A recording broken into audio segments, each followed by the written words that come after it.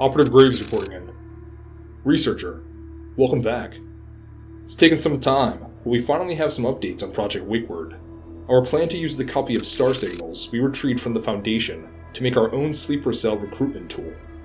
Our Director of Anomalous Literature and Narrative Hazards, Dr. Stephen Summers, headed the reverse engineering of star signals. He and his team were able to author a similar anomalous fictional novel, titled Through the Dark Between. In short, it's a story of a group of warriors with indomitable will and spirit, known as the Revolutionaries, who use powerful artifacts to fight against an entity known as the Jailers, who keep humanity oppressed and subservient. They fight, and after a hard-fought battle, they win, ushering humanity into a new age thanks to the use of the artifacts. When read, the book exerts a slight reality warping effect, compelling the reader to finish the story. After reading in full, the reality warping effect ceases, and a subconscious trigger is psionically planted into the mind of the target. When activated by the code phrase, "The chains have rusted, break them," the target becomes entirely devoted to the Chaos Insurgency cause and will do anything in their power, forgoing even personal safety, to further the Insurgency's agenda. As we speak, several copies are on their way to world leaders across the planet, the President of the United States, the Prime Minister of the United Kingdom, and the Chancellor of Germany, to name a few, along with copies distributed to numerous bookstore chains. Soon, we'll have entire countries in our back pocket, so long as the Foundation doesn't catch on and amnesticize everything that breathes. That's all the updates for now. Let's get started. I'll log us into the archive. Today we're covering SCP-3199. Object Class Keter. Special Containment Procedures. All live instances of SCP-3199 are to be contained on Site-114 within a modified Keter humanoid containment chamber, hereby referred to as Primary Containment, the walls of which should be coated in approximately 2 cm thick acid-resistant steel. CCTV equipment is installed in the northeastern and southwestern corners. 2 meters of empty space are to be allocated between primary and secondary containment. Secondary containment consists of suspending all live instances of SCP-3199 within a block of solid transparent substance, currently clear acrylic resin. This block is to be at a height of at least 3 meters. One armed security guard is to be stationed outside primary containment at all times. An 8-digit passcode can be obtained from the current Site-114 director in order to bypass primary containment. Secondary containment is to be regularly examined for damages. Movement and activity of any kind are to be noted, and the current Site-114 director is to be informed at the earliest possible convenience. A temporary recall procedure is detailed in Addendum 3199-03. Experiments involving the use of live SCP-3199 instances are strictly prohibited, without approval from at least 2 personnel of Level 4 security clearance or above. As of 12/6/2017, there are 4 live instances of SCP-3199 successfully contained. This last sentence has been stricken from the document. As of 2/18/2019, there are 6 live instances of SCP-3199 successfully contained. Description: SCP-3199 denotes a species of sapient Category 5 biological entities of currently indeterminable origin, though tissue samples indicate the presence of silky chicken, chimpanzee, stoat, mussel, adder, and human DNA. They are typically hairless, stained with a thin layer of an albumin-like excretion, and stand at an average of 2.9 meters. Its weight averages 780 kilograms for a matured instance, and 360 kilograms for a hatchling. Autopsy has determined that the cervical vertebrae of a mature SCP-3199 instance are composed of cartilage rather than bone. This enables the neck and throat to twist and dislocate to turn around 340 degrees in either direction, aiding their unusual reproductive cycle. SCP-3199 are opportunistic hunters, engaging with live subjects within a radius of 0.6 kilometers surrounding hatchlings that have not yet reached full adolescence. Average speed is recorded at 25 kilometers an hour. Upon contact with human or animal subjects, SCP-3199 will proceed to liquefying internal organs and bone structure. A suitable cadaver is then transferred within range of the closest hatchling. SCP-3199 produces large eggs of an off-white coloration and rubbery appearance. An egg will pass through the entity's digestive tract, esophagus, and eventually out via the mouth, followed by a viscous red substance. First thought to be a form of placenta, chemical breakdown has determined it to be a highly corrosive material. SCP-3199 shows extreme distress throughout the process, with personnel describing the sound as not dissimilar to a scream. SCP-3199 produces its eggs to fill unoccupied space. There was no known limit to the number of eggs SCP-3199 is capable of producing, and the standing theory is as follows. Given enough time, a single instance could single-handedly perform an LK-class species transmutation scenario. The determination of a live instance can be achieved through a variety of equally effective methods. SCP-3199 is proven to be around as resilient as a standard human subject. However, complete eradication has proven difficult, as all instances of SCP-3199, regardless of age, carry one egg within a specialized stomach-like organ upon birth, assuring that one living instance will persist through even ordinary means of constant and lethal assault. This biological phenomenon is presumed to be, in itself, anomalous in origin. A single SCP-3199 egg can bear a tremendous amount of resilience, maintaining its form and purpose even following continual subjection to extreme blunt force trauma, pressure exceeding 180,000 psi, high precision blades, serrated and non-serrated, long-term acid exposure. The application of plastic explosives was considered but quickly rejected by higher administration. Heat is a primary component in the growth and development of SCP-3199's eggs. See Addendum 3199-04.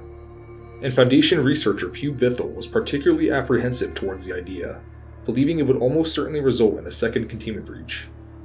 SCP-3199 was issued Keter classification on 10/6/2017 following a containment breach. SCP-3199's prior containment method, a sedated water bath, was disassembled and replaced with a revised containment procedure as listed above. Addendum 3199-A-01 on 2017-05- dispatch the following notice. All further experiments involving SCP-3199's eggs are strictly prohibited. Hatching periods have proven too unreliable to warrant extensive research, and as the consequences of a containment breach become more and more apparent, the O5 Council has unanimously decided to nip the situation at the bud. Until new and reliable information comes to light, all personnel found acting against protocol will be subject to standard zero-tolerance risk assessment training, and a punishment determined on a case-by-case basis. We thank you for your continued cooperation. SCP-3199 was discovered in Ireland, following witness reports of a bald creature crying like a banshee from within an undisclosed area of woodland. These reports resulted in the dispatch of Mobile Task Force Omega-19, who arrived on site with a total of 12 armed personnel. 2 personnel were lost in action, their internal organs and jaws having been almost entirely dissolved. During transportation, SCP-3199 produced 2 offspring, resulting in the deaths of a further 6 personnel. Addendum 3199-A-02 on 2017. A thorough sweep of SCP-3199's initial recovery location was enacted in an attempt to uncover the creature's origin and purpose. Local reports suggested that the small remote residence in question had been abandoned for at least 2 decades. Surface Team Delta-029-E recovered several items of interest, including 1 bag of assorted threaded needles in various colors and sizes, approximately 13 chicken carcasses, based on the collective halves and quarters, with precise incisions located on the underbelly, neck, and thigh. 6 of the carcasses had been plucked, with visible human teeth marks lining the bare areas at random intervals. Several containers, including water bottles and Tupperware boxes, holding an unidentified watery paste. The paste was a deep brown in color, and in the presence of oxygen, it turned viscous and hard. An A5 notebook brand, and heavily scratched with what was determined to be human fingernails. The words, "New Breed Manifesto," are written on the front cover. 2 chicken feather quills. The notebook itself consisted of 24 pages of standard lined paper, written in non-anomalous black ink. 19 of these pages consisted of various cuboid patterns and crude, childlike illustrations vaguely resembling SCP-3199. On the remaining 5 pages, large lines of writing detail the diary of an unnamed individual. Much of the written script was illegible. One extract, in particular, dated 6/1973, was written with notably higher clarity. If you're reading this, then lucky you. 400,000th hour from not, and it'll be warm and wet and warm, and the wonderful versatility of inferior human DNA will birth a better era, a stronger era, one where illegible and food and water will be nothing but things of the past, as we make and make and make more until illegible. I really haven't much time. That's why I envy you so much. You'll have all the time you need. Time will be on, and death will be life. New life needs things to live. New life will be a part of life from now on. The final page consisted of various ink blots, 13 instances of the word life in inconsistent sizes, 2 instances of the words want it, want, I want it, and the lyrics to English songwriter Frederick Weatherly's Danny Boy in Old Gaelic script. The identity of the journal's author is pending investigation. Addendum 3199-03 Protocol 34-22-B. The following procedures occur in the event of a Site-114 containment breach, in an effort to safely and immediately recontain live SCP-3199 instances. On-site personnel with Level 1 security clearance or above assume standard lockdown procedure and evacuate to Site-113 to await further instruction. Site-114 is to be flooded in its entirety via clean, distilled water treated with dissolvable Class A sedatives. Surface Team Tango-306-A will be dispatched immediately to retrieve any lingering instances of SCP-3199's eggs. Any living instances of SCP-3199 will be terminated on site, and the remaining eggs will be collected. All egg samples are to be transported to temporary off-site containment within a stable water bath. Site-114 will be subsequently drained, and custodian staff will be dispatched to thoroughly clean and sanitize the grounds to a Green Zone Foundation standard. Personnel attempting to breach Site-114 before this inspection is complete will be apprehended and punished accordingly. Note: a number of personnel have expressed their skepticism regarding the scale of SCP-3199's containment breach protocol.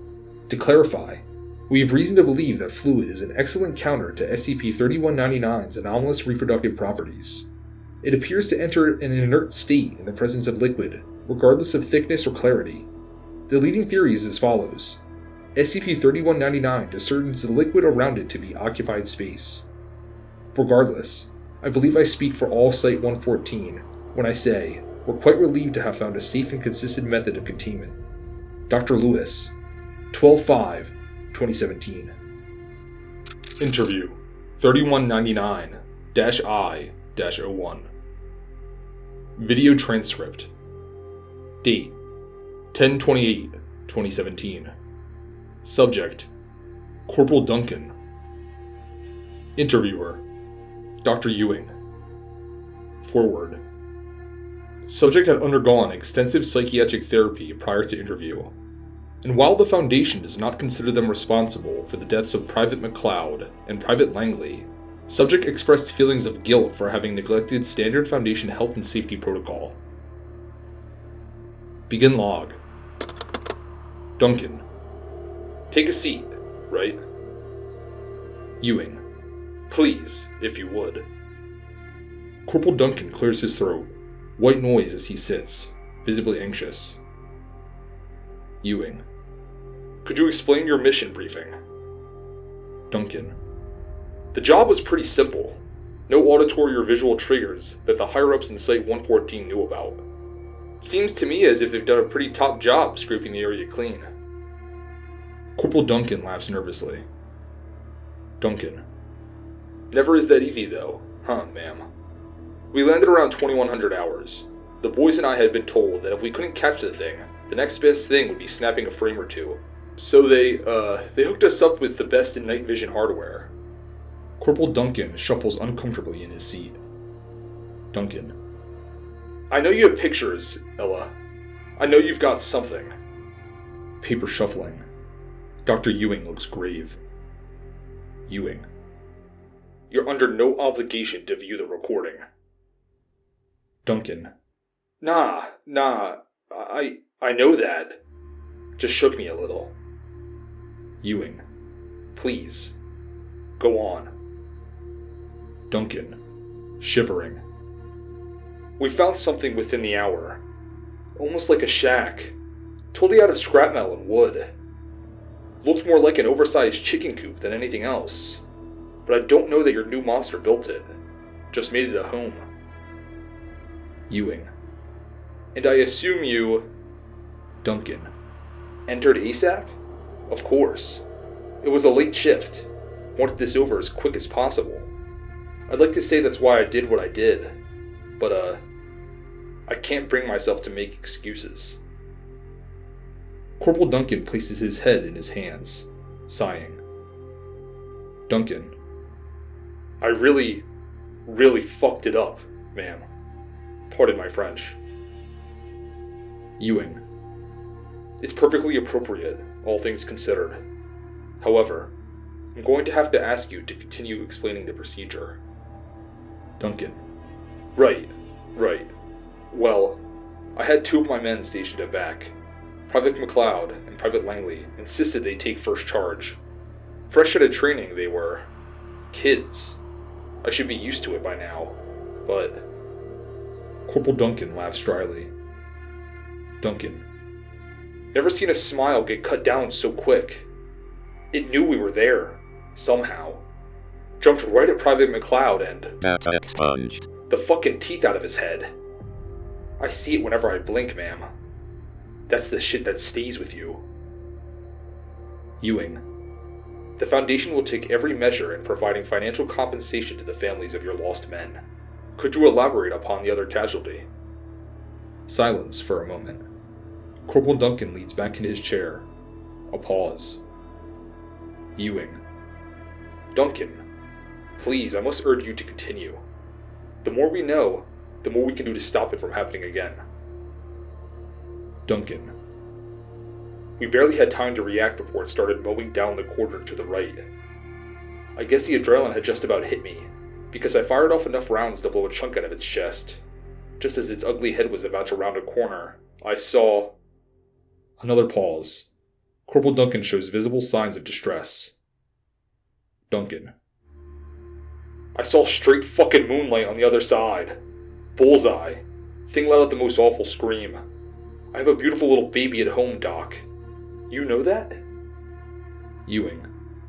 A relevant discussion of domestic life isn't necessary for this procedure, Corporal. Could you please... Duncan. I have a beautiful baby boy who just loves wailing when he's too cranky to sleep. And you know what? Every time he does, I think about that scream. I see it in my head. Think what it did. And his paw gives him a look as if he's gonna bash his fucking head against the wall.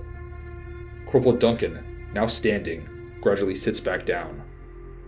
Duncan. They were good men.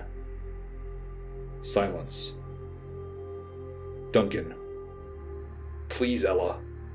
Kill that monster. If for no one else. For me. End log. Note. I extend my strongest condolences to the families of those lost during SCP-3199's initial discovery. Furthermore, I would like to formally request that Corporal Duncan is administered one Class B amnestic at the earliest possible convenience. No excuses. Dr. E. Ewing, Site 114, Director. Addendum 3199-04. Experiment Logs. Experiment 3199-E-01. Heat Exposure. 2017. Subject: 1 egg sample from SCP-3199. Method: subject relocated to a secure containment cell. Inside temperature of the cell was gradually increased at an average rate of 7 degrees Celsius per minute. Results. After approximately 9 minutes, the egg ruptured violently and produced a single hatchling. On-site personnel reacted swiftly to recontain the newborn infants. However, the excessive internal temperature appears to have impacted the physical maturity of the hatchling, and it reached adolescence at an accelerated rate of 40 seconds. The now adolescent hatchling produced 2 further instances of SCP-3199. Security response on site was swift, and all 3 instances were detained cleanly. All subsequent heat experiments involving SCP-3199's eggs have been postponed until further notice.